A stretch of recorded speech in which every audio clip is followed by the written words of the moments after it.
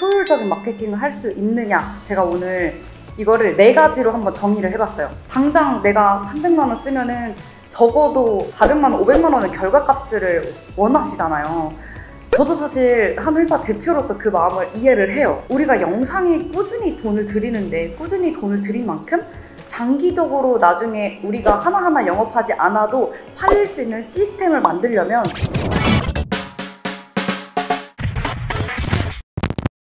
제가 오늘 할 이야기는 이제 중소기업이나 스타트업 분들이 가장 궁금해하시고 중요하게 생각하시는 주제인데, 효율적인 마케팅을 하는 방법이에요. 중소기업이나 스타트업의 가장 큰 특징은 이제 한정적인 예산인 건데, 우리 고객님들이 계속 말씀하시는 거는 최소의 예산으로 최대의 효율을 뽑아주세요잖아요. 그게 사실 가장 중요한 건데, 그럼 어떻게 하면 효율적인 마케팅을 할 수 있느냐, 제가 오늘 이거를 4가지로 한번 정의를 해봤어요. 말씀드릴게요. 진짜 괜찮은 것 같아요. 제가 했지만 첫 번째는 효율적인 역할 분배하기예요. 이거는 일 잘하는 방법이랑도 비슷한데, 사실 마케팅이라는 게 해야 될 업무가 엄청 많잖아요. 뭐 영상 제작도 있을 수가 있고, 전략을 짜는 일부터 뭐 블로그 쓰는 일, 뭐 PR을 하는 일, 뭐 퍼포먼스 마케팅을 하는 일 등등 여러 가지가 있는데, 여기서 말하는 효율적인 역할 분배라고 하는 거는 우리가 해야 되는 일 중에 그냥 단순하게 일손이 부족한 일도 있을 테고, 아니면 같이 고민해줄 머리가 부족한 일도 있어요. 한마디로 정량적인 노동력이 필요한 일도 있고 정성적인 노동력이 필요한 일도 있다라는 거예요. 그러면 어떻게 해야 되냐면, 먼저 대행사가 해야 될 일이랑 우리가 해야 될 일을 먼저 구분을 하는 거예요. 그 대행사 중에서도 다 규모랑 크기가 다르잖아요. 그러면 여기는 좀 볼륨이 있는 대행사한테 맡겨야 되는 일, 한마디로 비싼 대행사에다 맡겨야 되는 일, 아니면은 조금 더 규모가 작은 대행사에 맡겨도 되는 일, 그리고 혹은 프리랜서한테 맡겨도 되는 일, 이렇게 구분을 해야 되는 거죠. 뭐 예를 들어서 마케팅 전략을 초반에 세우는 일, 마케팅 기획하는 일은 정말 잘해야 되는 거고, 이거는 사람이 많다고 되는 일이 아니라 정말 여기에 집중해서 파고 들어야 되는 일이잖아요. 이러면 우리 내부에서 하거나 아니면 이거를 잘할 수 있는 좀 규모 있는 대행사에서 하는 걸 추천을 드리고, 예를 들어서 블로그를 수량을 많이 채워야 한다, 우리는 뭐 유튜브를 하더라도 개수로 승부를 보겠다라고 하면은 사실 이 부분은 프리랜서한테 맡겨도 된다고 생각을 해요. 그냥 정량적인 게 많이 필요하다면 가장 값이 싼 곳에 하는 게 가장 효율적이겠죠? 누가 하는지에 따라서 결과가 달라지는 거는 저는 비용을 들여야 한다고 생각을 하고요. 누가 하는지에 따라서 결과값이 많이 달라지지 않는다라고 하는 거는 비용을 최대한 낮게 잡는 게 맞다고 생각을 합니다. 사례로 말씀을 드리자면, 내가 스타트업 대표인데 직원도 한 명도 없고 마케팅에 대한 지식도 굉장히 전무하다 하면은 이 전략을 잘 짜줄 수 있는 대행사를 찾아야 돼요. 거기다가는 돈을 씻어야 되는 거예요. 이거는 정성적인 거니까. 두 번째는 중소기업인데 마케팅 직원들은 있다, 우리가 우리 제품에 대해서 누구보다도 제일 잘 고민하고 분석하고 있다, 전략이 어느 정도 나왔다라고 하면은 이분들은 그거를 퍼뜨릴 수 있는 바이럴 대행사나 퍼포먼스 대행사를 찾으면 되고, 우리가 짜놓은 전략 안에서 할 수 있는 바운더리라고 하면 사실 크게 돈을 안 써도 된다고 생각을 해요.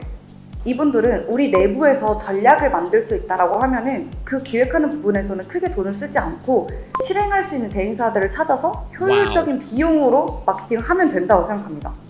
그리고 세 번째 사례가 사실 제가 만나본 고객사분들 중에서도 가장 많은 사례였는데, 우리가 마케팅 직원들이 다 있고 여러 가지 마케팅도 해봤는데 계속 우리 회사에서 추구하던 프로세스만으로 하다 보니까 신선한 도약이 필요한데 그 도약으로 나아가지 못한다. 그러니까 한마디로 제3자의 시각으로 보는 부분이 약한 거예요. 내부 마케터들끼리만 하다 보니까. 이럴 때는 외부에 있는 대행사, 규모 있고 정성적인 업무를 잘 할 수 있는 대행사에다 의뢰를 하되 전략만 맡기는 거죠. 실행할 수 있는 건 우리 회사에서 해도 되는 거고. 제가 이렇게 사례를 설명드렸는데 사실 가장 좋은 거는 전략부터 실행까지 한 번에 하는 게 좋아요. 뭐 한 사람이 하든 한 팀이 하든. 왜냐면 그게 아다리가 맞으니까. 근데 우리가 그렇게 하면은 비싼 데에선 다 비싸게 할 수 있고 싼 데선 다 싼 데에서 할 수 있잖아요. 여기서 효율적이게 운영을 하려면 우리가 어디가 부족하고 어디에 돈을 써야 하는지 잘 판단하시면 좋을 것 같습니다. 어떤 곳은 영상을 100만 원으로도 만들어준다고 하고 어떤 곳은 영상을 1000만 원에 만들어야 된다고 말을 해요. 아까 말씀드린 것처럼 누가 하는지에 따라서 결과값이 달라지는 거면 돈을 많이 쓰는 게 맞고, 누가 해도 결과가 비슷한 게 나온다 라고 생각하시면 싼 걸 하는 게 맞아요. 그냥 만들어도 되는 거랑 정말 잘 만들어야 되는 거랑 구분을 하는 게 중요하죠. 두 번째는 장기적으로 누적 효과를 줄 수 있는 방법을 찾아라인데, 이제 스타트업 대표님들이나 중소기업 마케터분들을 만나뵈면은 되게 조급해요, 다들. 근데 저도 그 마음을 100번 이해를 하거든요. 당장 내가 300만 원 쓰면은 적어도 400만 원, 500만 원의 결과값을 원하시잖아요. 저도 사실 한 회사 대표로서 그 마음을 이해를 해요. 근데 사실 그 조급한 마음을 조금만 내려놓고 한 발짝 물러서만 보면 우리가 회사를 1, 2년 하고 6개월 할 게 아니잖아요. 그러면 내가 똑같이 돈을 300만 원을 쓰더라도 300만 원이 장기적이고 누적적인 효과를 만들 수 있는 건가? 라는 생각을 하셔야 된다는 거예요. 결국에는 가치를 올려야지 매출이 따라오는 거거든요. 가치를 올려야 된다라는 생각을 실행에 옮겨야 되고, 이게 3개월짜리 효과인 건지 3년짜리인 건지를 구분해야 된다는 거죠. 이거는 조금 극단적인 사례인데, 제가 며칠 전에 미팅을 했는데 부동산 광고 주셨어요. 부동산 영업을 하는 광고주분이셨는데 부동산 매물 하나하나를 유튜브에 다 올리시는 거예요. 그리고 영상을 매일매일 업로드 하세요. 그래서 저희 회사에 굉장히 볼륨이 큰 건으로 이제 문의가 들어왔는데 저는 이거 하지 말라고 했어요. 왜냐면 부동산 매물을 소개를 해주는 거는 그 집 팔리자마자 그 영상의 가치가 없어지는 거잖아요. 그래서 이게 단기적으로는 사실 그 매물을 하나하나 파는 거에는 효과가 있는 것처럼 보일지 몰라도, 우리가 영상에 꾸준히 돈을 들이는데 꾸준히 돈을 들인 만큼 장기적으로 나중에 우리가 하나하나 영업하지 않아도 팔릴 수 있는 시스템을 만들려면 기획을 매물을 소개해주는 게 아니라 20, 30대 자취생들이 집을 구할 때 볼 수 있는 플랫폼으로 거듭나야 된다라고 설명을 드렸어요. 그러니까 이거는 사실 굉장히 극단적인 사례인데, 이렇게 단기적인 거에 당장 눈앞에만 급급하다 보면 결국에는 평생 마케팅 비용을 많이 써야 되는 결과가 났거든요. 그러면은 우리가 가야 될 부분은 지금 마케팅 비용을 쓸 때 쓰더라도 이게 누적적인 효과가 있는가에 집중을 하시면 좋을 것 같습니다. 세 번째는 시행착오 줄이기입니다. 마케팅에서는 생각보다 시행착오에 들어가는 비용이 굉장히 커요. 이 시행착오만 줄여도 효율적인 마케팅을 했다라고 말할 수 있는데, 시행착오를 줄이려면 가장 첫 번째 단계인 전략이 탄탄해야 돼요. 제품이나 서비스를 우리 고객들한테 어떤 메시지를 줄지를 명확하게 정해야 되는 거예요. 이 일정한 메시지를 정해두지 않고 뭐 블로그, SNS, 영상 이런 거를 만들어 봤자 결국에는 시행착오 비용으로 남게 돼요. 보통 온라인 광고 대행사 혹은 뭐 퍼포먼스 대행사에서 가장 많이 하는 게, 온라인 마케팅에서는 노출 확산이 중요하다고 말을 하잖아요. 그러니까 메시지가 탄탄하지 않은 단계에서 노출과 확산을 많이 하면은 물론 데이터적으로 고객들이 어떤 걸 좋아하고 어떤 부분에 클릭을 더 많이 한다라는 유의미한 결과는 낳겠지만, 이 메시지를 계속해서 바꿔가는 과정에서 결국에는 돈이 계속 드는 거예요. 그래서 첫 단계부터 우리 고객들이 어떤 메시지에 소구가 될지, 우리만이 가지고 갈 수 있는 경쟁력이 무엇인지, 하나의 통일된 일관적인 메시지를 어떻게 줄 것인지를 먼저 정하는 게 효율적인 마케팅의 저는 제일 중요한 부분이라고 생각을 합니다.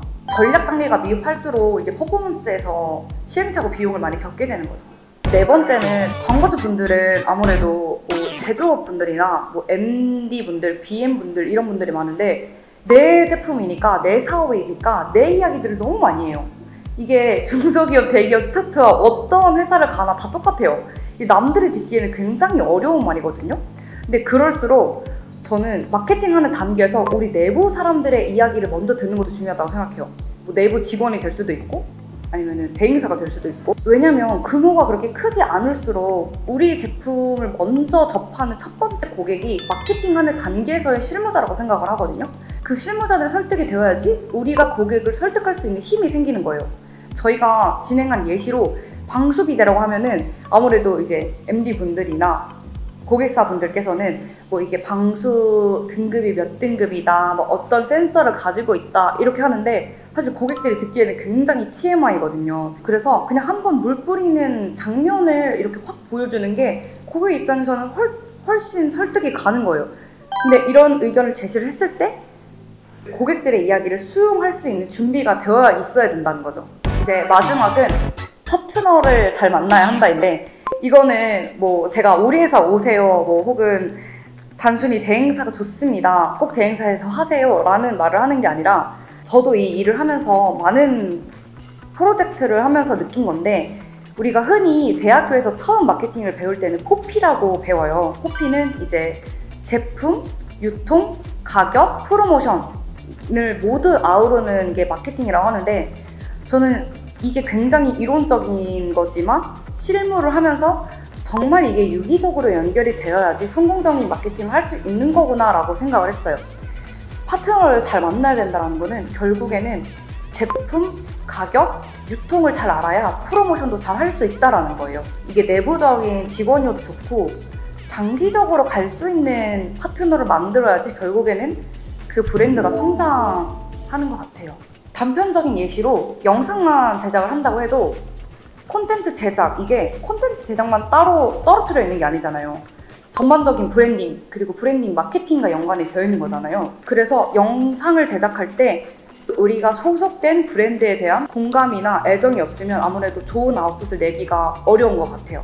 궁극적으로 하고 싶은 말은, 파트너를 구할 때 마케팅 업무의 일부를 하더라도 그 전반적인 프로세스를 이해할 수 있는 파트너와 함께 해라 라고 말씀을 드리고 싶습니다. 오늘 이렇게 스타트업에서 효율적인 마케팅을 하는 방법에 대해서 이야기를 해봤는데, 아무래도 이 효율적이라는 게 정말 어려워요. 그리고 사실 대표님들이나 마케터분들 마음은 조급하고, 근데 오늘 이제 이야기를 한 거는 저도 대표로서 많은 프로젝트를 하면서 겪고 고객사 분들의 고민과 갈증을 들으면서 이렇게 하는 게 이 바닥에선 가장 효율적이겠다 라고 생각하는 이야기를 솔직하게 한번 해봤습니다. 오늘 이 영상을 잘 보셨으면 좋아요랑 구독하기 부탁드리고요.